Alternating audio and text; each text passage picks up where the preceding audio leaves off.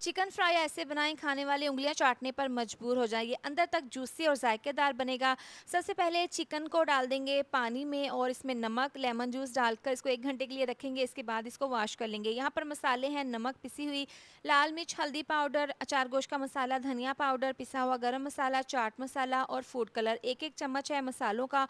पपीता पाउडर डाल देंगे 1 चम्मच, 3 से 4 चम्मच कॉर्नफ्लोर। अब ये मिक्स करके मसाला चिकन के ऊपर डाल देंगे और लेमन जूस डालकर इसको अच्छे से मैरिनेट करके रख देंगे कवर करके तकरीबन 1 घंटे के लिए। इसके बाद कढ़ाई में ऑयल को गर्म कर लेंगे और इस तरीके से 3 से 4 पीसेस डालकर मीडियम टू लो आंच पर फ्राई कर लेंगे। गोल्डन कलर आने के बाद निकाल लेंगे। बाकी तमाम पीसेस इसी तरह से फ्राई कर लेंगे।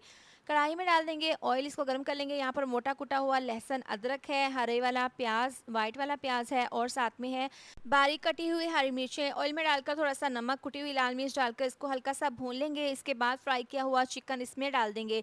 अब ये चिकन डालने के बाद इसको अच्छे से मिक्स कर लेंगे। जो हमने ये मिक्सचर डाला है ना, इसकी खुशबू चिकन में जब आएगी ना तो यकीन करें खाने वालों के होश उड़ जाएंगे। बहुत ही लजीज, बहुत ही ज़्यादा मज़ेदार सा हमारा ये चिकन फ्राई बनकर तैयार है। इसको कवर करके 5 मिनट के लिए पकाया है। अब इसको हल्का सा मिक्स कर लेंगे और इसको सर्व करेंगे सैलेड के साथ, मज़ेदार सी चटनी के साथ। यकीन करें ये वाकई में ही बहुत ज़्यादा टेस्टी बना था। अंदर तक सॉफ्ट, जूसी और जायकेदार मज़ेदार सा चिकन फ्राई बनकर तैयार है।